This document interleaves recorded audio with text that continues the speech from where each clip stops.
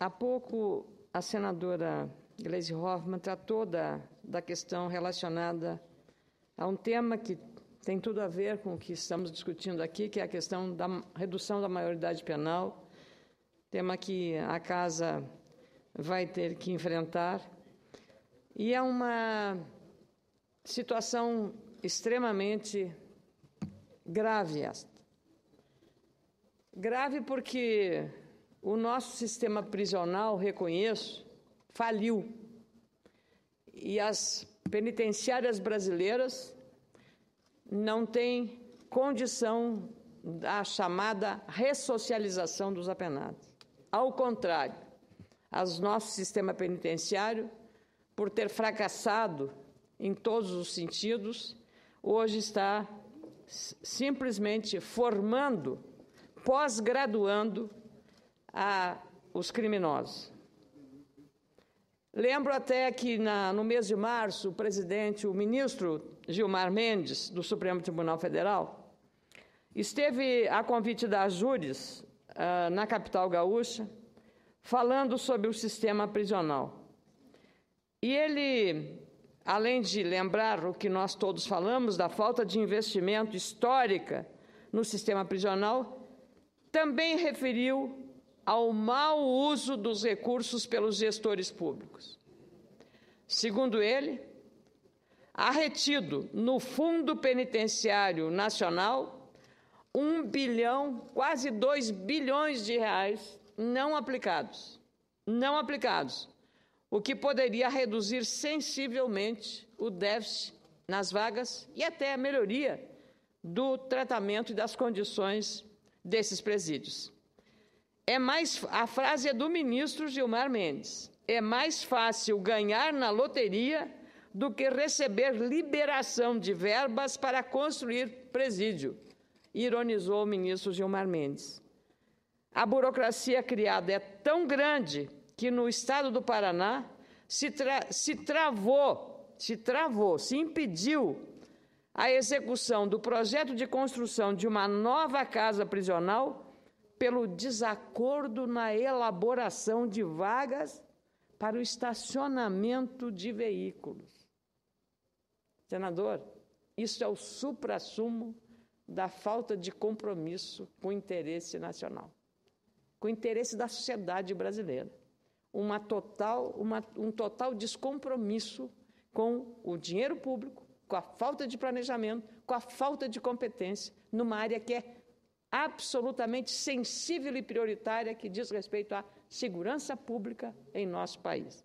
Então, por conta de um desacordo do estacionamento, se fosse ainda um desacordo pelas condições do tamanho de uma cela, pela falta de iluminação, pela falta do banho, pela falta das condições humanas de um presídio, tudo bem. Não, do estacionamento, senador Magno Malta. Quer dizer, é muita vontade de não fazer as coisas, de não resolver. No caso específico da redução da maioridade penal, eu reconheço também que se o sistema prisional brasileiro está falido, nós temos um presídio lá em Porto Alegre, o Presídio Central, que já foi condenado por órgãos internacionais de direitos humanos. Ele tinha que ser implodido, o Presídio Central, implodido, e mudado o lugar e fazer uma nova penitenciária.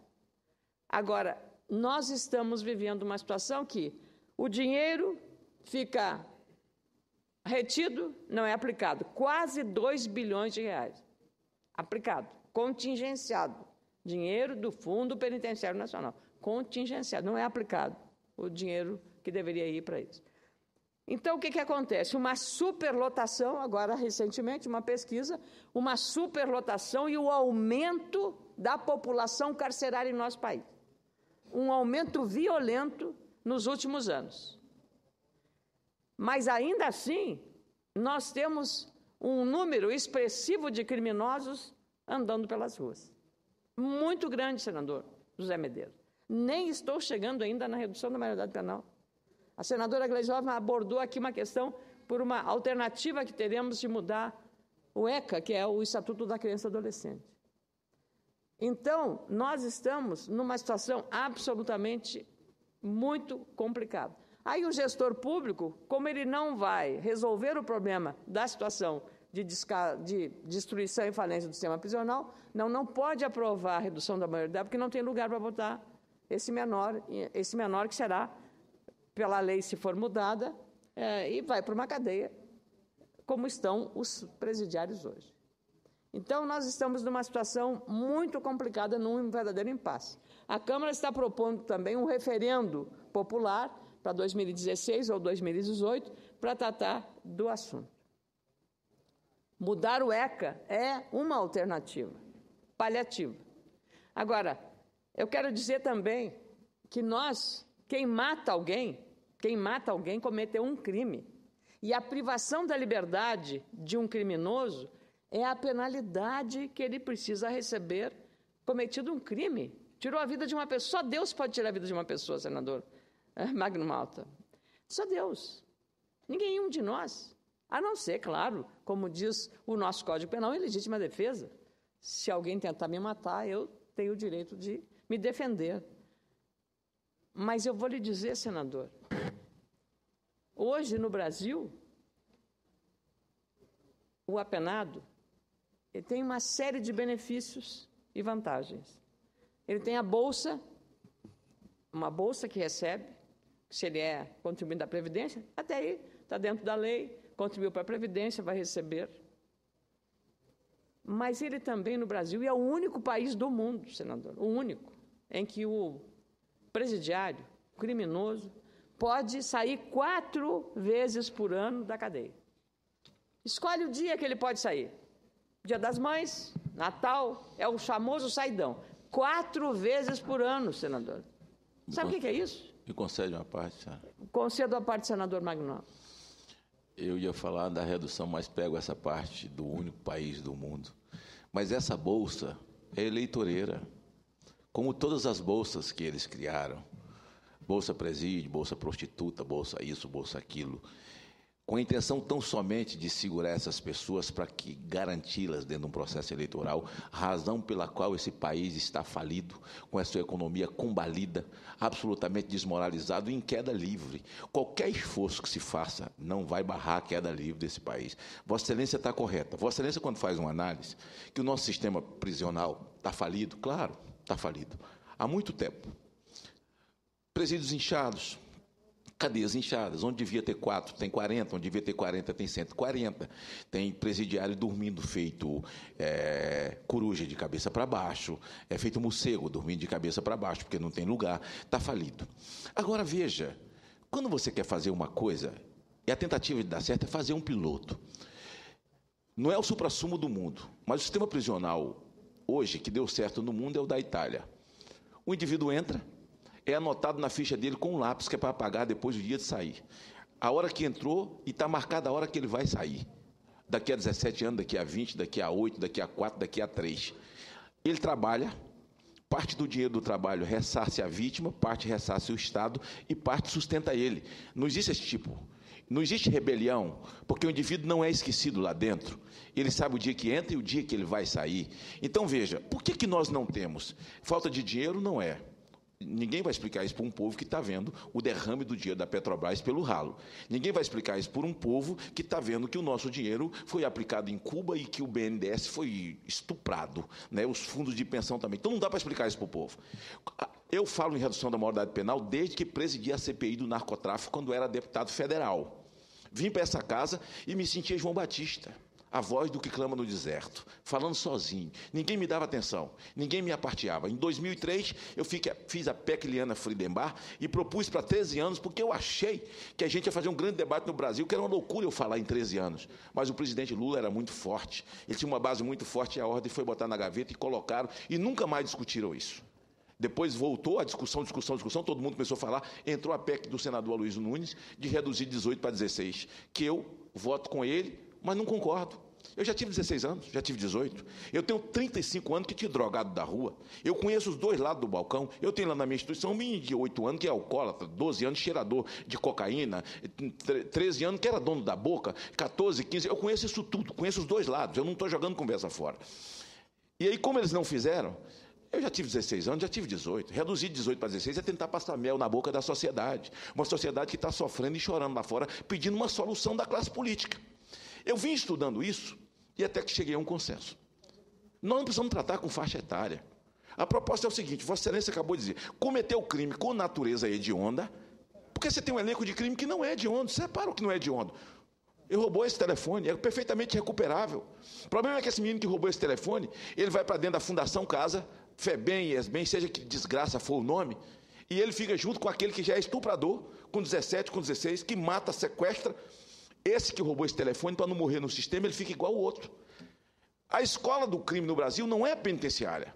A penitenciária ninguém tem mais nada para aprender nem para ensinar. Transitou e julgou. A escola do crime é a FEBEM. A IESBEM, no meu estado, chama IASD. No seu estado, não sei como chama. Fase. Esse meio é a escola do crime. Ali eles viram bandidos qualificados, de alta tecnologia, de alta periculosidade. É tanto que hoje, mais de 50% dos presos dos presídios do Brasil, eles começaram aos 14, 15 anos e se especializaram aí. Começaram a passar no sistema prisional aí. E depois foi para a penitenciária quando fizeram 18, 19 anos de idade. Então, a minha proposta não pode mexer só, o parlamento não pode discutir sozinho. A minha proposta tem que envolver o executivo e o judiciário, porque nós temos que mudar um sistema. Cometeu crime com natureza hedionda, perca-se a menoridade, seja colocado na maioridade para pagar as penas da lei. Ponto. Com que idade? Nada. Porque uma criança de 5 anos de idade, de 4, de 3, ele não pega na escopeta e mata ninguém, ele pega em mamadeira, ele pega em chupeta, mas não em 38.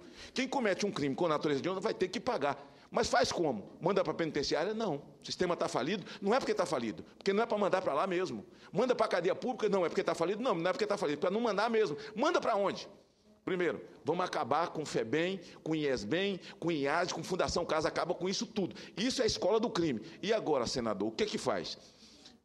A proposta de juntar os 3 poderes é por isso. Vamos fazer um piloto. Fica o Estado obrigado a construir centros de ressocialização para a formação de campeões em esporte de alto rendimento para o país.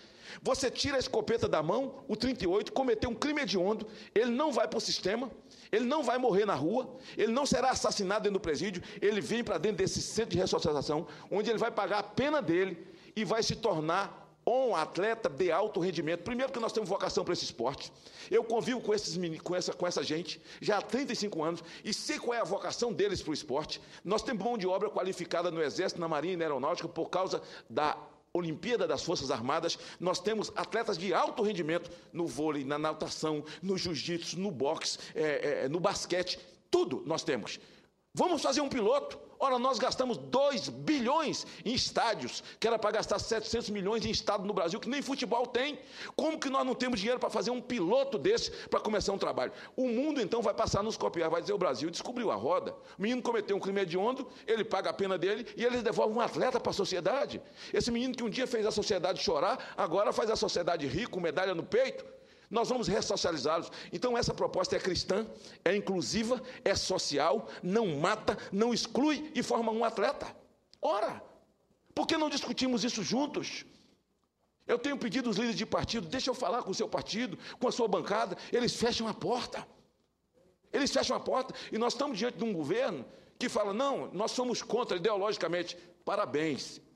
Parabéns, é uma posição de vocês. Mas qual é a saída? Não, nós somos contra. Sim, parabéns. Mas qual é a solução? Vocês são governo. Não, nós somos contra a ideologia. Sim, parabéns. Mas qual é a saída? Não, sim, nós somos contra e daí? E o povo está chorando na rua, clamando, sangrando nas ruas, pedindo socorro. Nós votamos em vocês, estão nos matando, destruindo. Só órfãos, só gente assassinada, empresário, pobre, rico, assassinado nas ruas, e nós estamos aqui calados. E um homem com 17 anos no Brasil que estupra, mata, sequestra, quando a televisão vem, ele estuprou, atirou na cabeça de uma criança, tem que botar a tarja no rosto porque ele é criança. Mamãe, me acode. Mamãe, me acode. Eu só falto ver chover para cima, porque tudo eu já vi, então. Tudo eu já vi, então. Então, veja, nós precisamos chamar o presidente do Supremo, presidente do STJ, chamar essa casa, juntar com o executivo e dizer, vamos fazer um piloto, vamos mudar essa lógica, vamos dar uma resposta para a sociedade. Agora, como a Câmara está fazendo lá, mudar de 18 para 16, eu soube semana passada, 2 deputados indicaram meu nome para ir lá falar sobre isso na comissão. Não, nós não queremos ouvir político aqui, nós só queremos ouvir técnico. Eu tenho 35 anos que tiro e recupero gente da rua 85%. Eu não conheço um índice desse da mão de um técnico. Por quê? Eu estou na vida pública para fazer brincadeira? Claro que não. Reduzir 18 para 16 é uma piada. É uma piada, é tentar brincar com a sociedade. Quem está na rua estuprando tem 14, tem 15, tem 16. Daqui a pouco vão fazer outra reunião, outra comissão para descer para 14. Depois outra comissão, outra reunião para descer para 13. Então, chegando nessa casa, nós precisamos tomar isso com seriedade. Esquecer sigla partidária, esquecer governo, oposição. Vamos nos juntar em favor da sociedade. Penso que é isso que Vossa Excelência está falando, está propondo. Pegando uma ponta de um aqui, a ponta de outro, juntando ao que Vossa Excelência pensa, né? Pensa, para que nós possamos chegar a bom termo. Eu gostaria de... Já convidei todo mundo aqui, senadora Amélia, e ninguém vai. Eu queria que Vossa Excelência conhecesse a minha instituição. Eu tenho um centro de treinamento de MMA. Eu estou acostumado a tirar o 38 da mão e fazer do cara um atleta. Dá certo. Tem saída. Alguma coisa tem que fazer. Eu falei isso numa palestra numa universidade. A pessoa que era contra a redução falou, mas o senhor está propondo, é muito difícil. Amigo, muito difícil. Difícil é o que está aí. Difícil de aguentar é o que está aí. Então, nós precisamos realmente tomar essa iniciativa. Vossa Excelência, me perdoe meu parte tão longo, é porque eu sou tão apaixonado por esse tema, e é a minha vida, é o ministério que Deus me deu, é o que eu respiro, é só o que eu sei fazer, é tirar gente da rua ao longo da minha vida. Então, isso me chama muito a atenção, e eu não gostaria de ver. Não estou aqui para reclamar do sistema prisional, está inchado mesmo. Está inchado mesmo. Já podia ter mudado, mas as autoridades não querem. Eles querem, eles que, eu sei lá, só Deus, só daqui para frente nós vamos saber o que foi essa Copa, esses estados de 2 bilhões, e que já estão dizendo que o troço chegou no Blatter, né? E o Blatter fez tantos elogios aqui ao Brasil, né?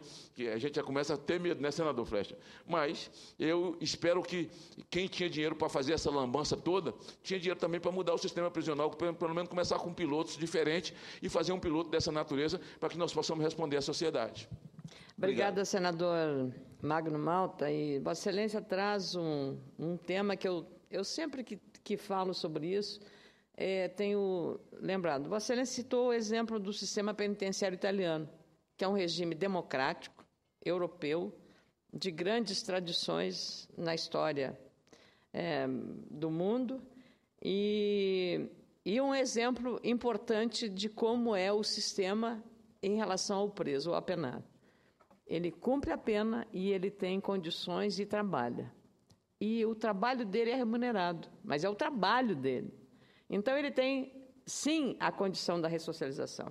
E eu vou lhe dar um outro exemplo, senador. Vou lhe dar o exemplo de um país que não é democrático, que é Cuba. Eu fiquei 2 dias visitando uma prisão em Havana. Isso em 85, passados vários anos aí, com o então ministro da Justiça, Paulo Brossard, e o secretário nacional de Política Penitenciária, que ele se interessou em visitar o presídio, e eu me interessei também. É claro que não fomos falar com os presos políticos, que esses não podíamos ter contato, mas eram com os presos comuns. Numa prisão, senador, em que eu entrei na prisão, talvez seja mais ou menos aquele pavilhão destinado aos turistas ou às visitas. Eu lembrei do meu internato no Colégio Rainha da Paz, em Lagoa Vermelha. As caminhas branquinhas de um lençolzinho branco, todas arrumadas, uma penitenciária masculina, todas arrumadas, as escovas de dente em cima do criado mudo, ali na minha terra, lá no Rio Grande, chama bidê, uma palavra brasileira, o criado mudo lá é bidê, e os presídios com um regime disciplinar pelas autoridades militares de Cuba. A participação do trabalho dos presos cubanos, o trabalho deles, responde por 82% à época do custo da penitenciária. O trabalho deles pagava a estadia, a estada deles na prisão.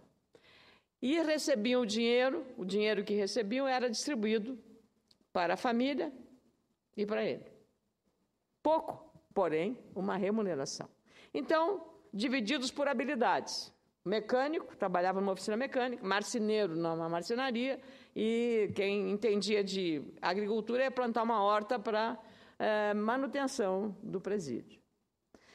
Um dia eu falei sobre isso no plenário e alguém disse que eu estava elogiando o regime cubano. Não, eu estava destacando um modelo exemplar de sistema penitenciário prisional. Só isso. Assim como Vossa Excelência levantou o exemplo exemplar, o exemplo muito bom da Itália.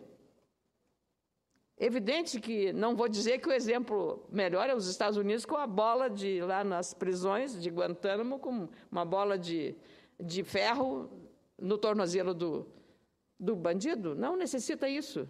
Mas, veja, nós temos, sim, formas de tratamento. Agora, o apenado ficar dentro de uma cadeia, sem nada a fazer, senador, sem praticar um MMA para, digamos, desaguar todas as suas iras, as suas neuroses ali, o esporte, o trabalho, tudo isso precisa. E criou-se até uma possibilidade de recuperação quem tivesse aderido a uma igreja e lá praticasse e fizesse dentro da penitenciária um trabalho religioso. Ou a leitura de livros para a redução de pena, mas nada como o trabalho para recuperar adequadamente um ser humano. E aí, eu concordo com Vossa Excelência, a redução da maioridade penal, a mudança do Estatuto da Criança e do Adolescente em relação ao crime hediondo, não importa a idade. Hoje, eu até me surpreendi, queria cumprimentar o jornalista Cláudio Humberto, porque estava ouvindo na Rádio Bandeirantes, na Band News aqui de Brasília, e ele falou isso, essa questão da maioridade devia ser, cometer o crime, especialmente se for um crime hediondo, não tem que ter idade, porque a pessoa sabia o que estava fazendo quando matou. Então, não tem. Aí, agora, Vossa Excelência vem nessa questão. A questão é o tipo do crime cometido. O crime não trata com faixa etária. Tem 14 anos, teve a capacidade de queimar o Tim Lopes no pneu e esse vira o gerente. Quem manda é esse. Então, tem lá 50, 60, com idade de 40, 80, tudo mandando. Esse manda no bairro, manda fechar o comércio, determina luto. Com 14 anos de idade, com 13. Ora, se o crime não trata com faixa etária, por que nós é que temos que tratar? Se um menino com 13 anos de idade é o dono da boca e manda na área da escola dele, manda fechar a escola, abrir a escola, manda avisar a diretora que não vai ter aula com 13 anos, andando de moto com a escopeta nas costas, e nós é que vamos tratar. E um homem desse depois, quando é preso, tem que botar uma tarja no rosto dele, porque ele não pode ser visto. Olha que coisa absurda. Então, vê, se não trata, por que nós vamos tratar? Porque o próprio crime já entendeu que hoje nós avançamos tanto que na minha época, com 13 anos, eu era menino. Mas hoje não é menino mais. Você pega um menino de 8 anos de idade, de 7, de 6, ele toma o celular da mão do pai, ele desmoraliza o computador. O pai não sabe nem mexer naquilo, sabe? Ele descobre coisa que a gente nem imagina que tinha ali dentro. É verdade. Aí vai me dizer, ora, quem pega numa arma para matar sabe exatamente o que está fazendo. Senador Magno Malta, eu, inclusive, como estava dizendo, que o Brasil é o único país do mundo que tem...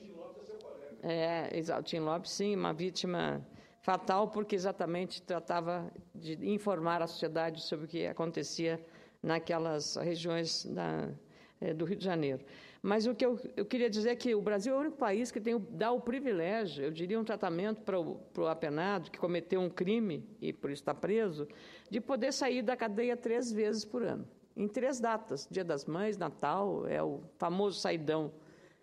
E esse preso, em geral, há um retrabalho, porque a polícia que devia estar cuidando da segurança vai ter que estar buscando esse criminoso que não retorna à cadeia. Ele não retorna. Os índices de não retorno à penitenciária são elevadíssimos, mais de 70%.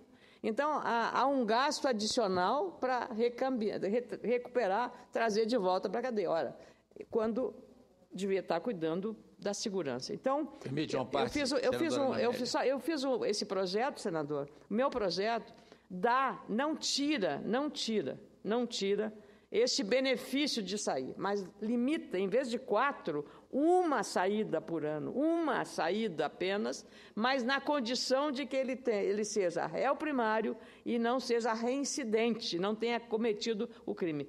Porque ele que foge, ele vai ter depois, novamente, o direito de sair novamente. Agora, nesse projeto, já aprovado, o senador Pedro Táxi, agora governador do Mato Grosso, foi relator na Comissão de Constituição e Justiça e aprovou. E houve um debate em Osasco, lá em São Paulo, e 90% das pessoas que participaram do programa na rádio foram favoráveis a isso. Tá? Apenas alguns poucos não concordaram, porque achavam que a saída dele permitia a ressocialização.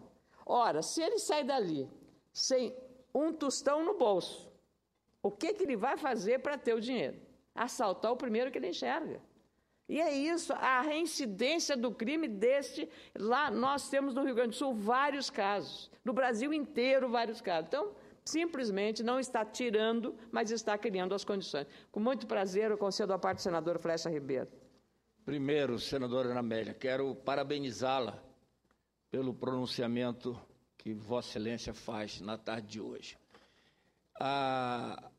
Essa questão do sistema penitenciário brasileiro, que há muito tempo já deveria ter tido por parte do governo federal uma atenção e uma ação no sentido de poder reverter o quadro que está aí.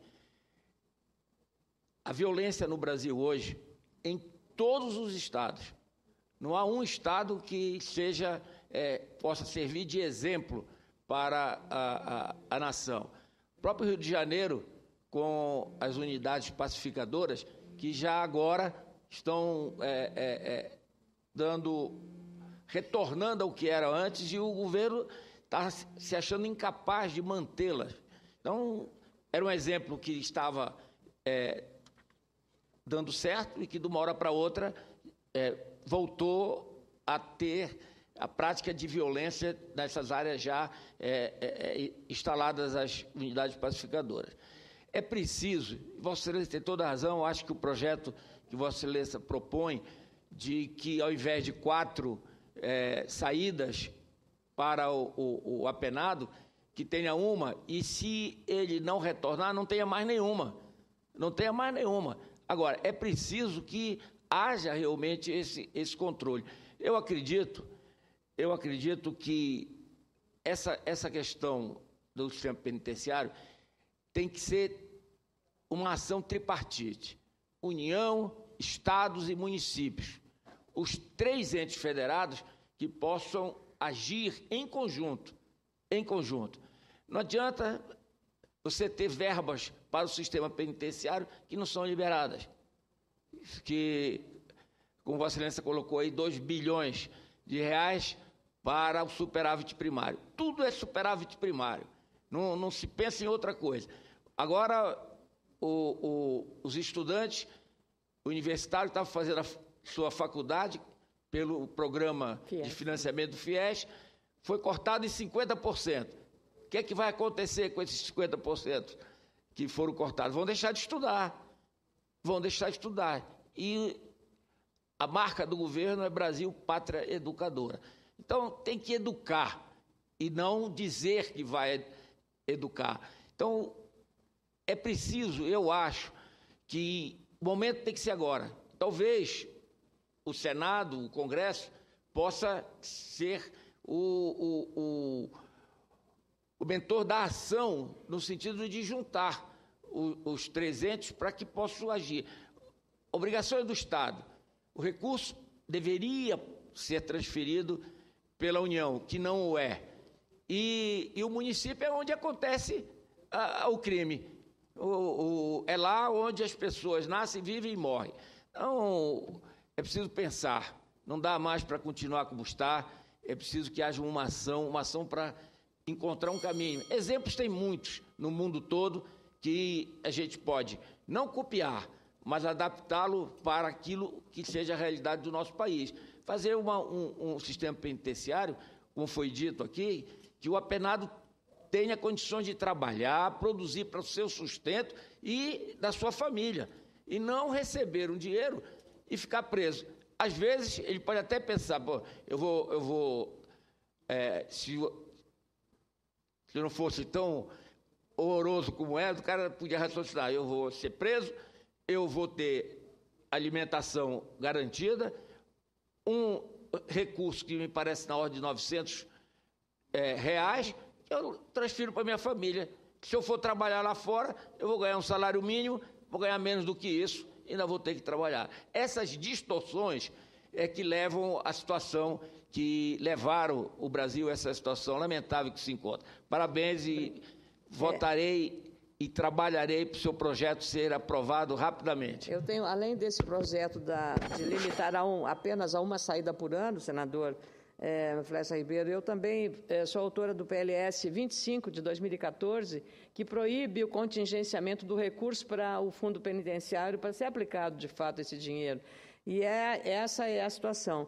E hoje, a falência é tão grande que quem manda na cadeia são os criminosos, eles é que administram a cadeia. Eles é que lá dentro, onde fazem todos os novos sistemas de crime, como o sequestro relâmpago, como o ordenamento, é de dentro da cadeia, com celulares, com todo o arsenal tecnológico, e não há. E quando houve até uma introdução do RDD, regime diferenciado disciplinar, foi um Deus nos acuda, porque o Comando Vermelho e outros comandos de criminosos que determinavam a liderança desses processos acabaram criando, até um helicóptero desceu dentro de uma penitenciária em São Paulo, ficou famoso esse sistema e esse fato. Então, eu queria dizer que, no caso do Orçamento Federal, o Fundo Penitenciário Nacional tem sido alvo de contingenciamento no orçamento.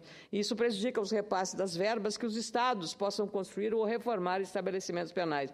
Nos últimos 13 anos, dos 4,5 bilhões autorizados no orçamento da União, pouco mais de 1 bilhão foi desembolsado.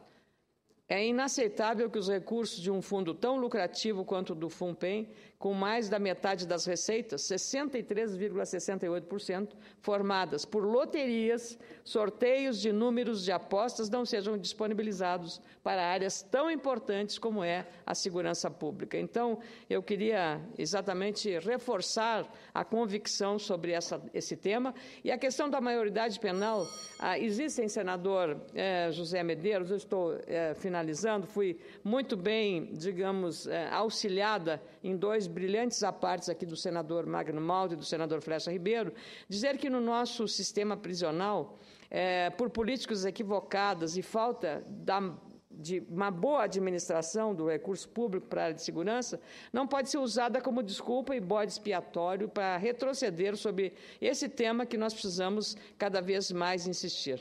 Neste domingo, aliás, o jornal Folha de São Paulo mostrou claramente que não há dados oficiais confiáveis sobre a participação de jovens em crimes. Isso mostra o completo descaso de muitas autoridades em relação a este tema, violência e insegurança. Sem dados claros e sem políticas bem definidas, a banalização da violência inevitavelmente aumenta e, com ela, os crimes e a impunidade. Aí reside o grande problema, tanto de menores quanto de maiores infratores. Os crimes por menores são muitos, ao contrário do afirmado pelo governo federal, com base num debate do Fórum Brasileiro de Segurança Pública, de que os menores cometem apenas 0,5% dos homicídios no Brasil.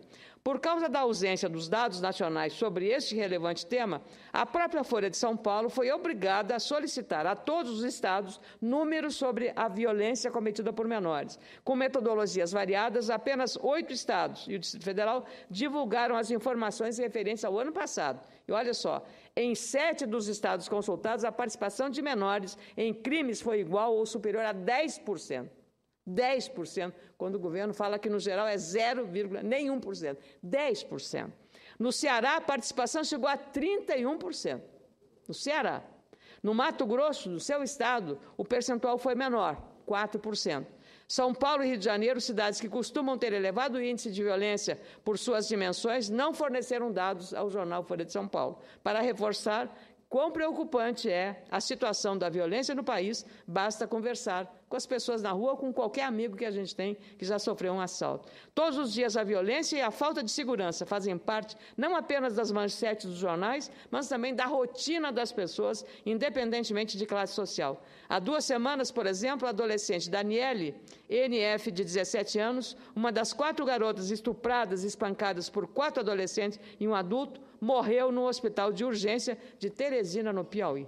Depois de estuprada, essa jovem foi arremessada de um morro de uma altura de 7 metros. Daniele sofreu lesões no tórax, chegou a ser submetida a uma cirurgia de reconstituição da face, mas não resistiu às complicações. Detalhe importante, todos os menores que participaram desse crime cruel e covarde já tinham passagem pela polícia.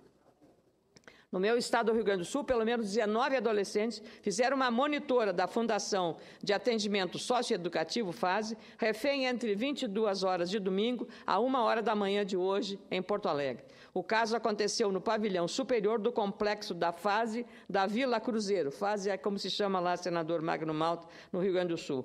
O local é destinado para os internos com mais de 18 anos e que foram internados antes de completarem a maioridade penal. Os adolescentes estavam armados de estoques e paus e exigiam a transferência de um interno para o presídio central. 4 funcionários da FASE ficaram feridos e foram encaminhados do hospital de pronto-socorro ao hospital pronto-socorro. Casos como esse são recorrentes em qualquer cidade do Brasil. Até municípios de médio porte são hoje vítimas das ameaças trazidas pela insegurança e pela violência. Recebi recentemente a mensagem de um pai aflito, vítima da criminalidade. Eduardo Rodrigues perdeu o único filho, Diego Machado Rodrigues, morto por 3 criminosos sem a mínima chance de defesa. Revoltado, o pai pede socorro para que as leis sejam aplicadas com o devido rigor. São famílias massacradas e humilhadas pela violência e pela banalização dos crimes por causa da crescente violência protagonizada não só por menores infratores, mas também por adultos. E queria dizer também, em relação a isso, a sociedade está tão cansada e já não sabe aonde bater, que em Novo Hamburgo nasceu um projeto de acabar, senador, veja só, é o desespero da sociedade, com o semiaberto. Com o semiaberto. Qual é o motivo? Porque também esses que são beneficiados pelo semiaberto acabam, ao sair da prisão, nos dias que saem, cometendo crimes. Então, as pessoas estão querendo até acabar com o semiaberto. Não chego a esse ponto, mas é preciso um controle muito maior do funcionamento desses presídios, para que a sociedade não fique refém, tendo que ficar presa, cercada por grades, por alarmes, por cercas, por tudo, ela dentro de casa, e a cidade entregue para a marginalidade. Esse é o grito que a sociedade está fazendo. Como fazer? Temos que encontrar uma saída, sob pena de aumentar o nosso descrédito por essa sociedade que clama por uma solução. Muito obrigada, senhor presidente, e obrigado aos senadores pelos apartes.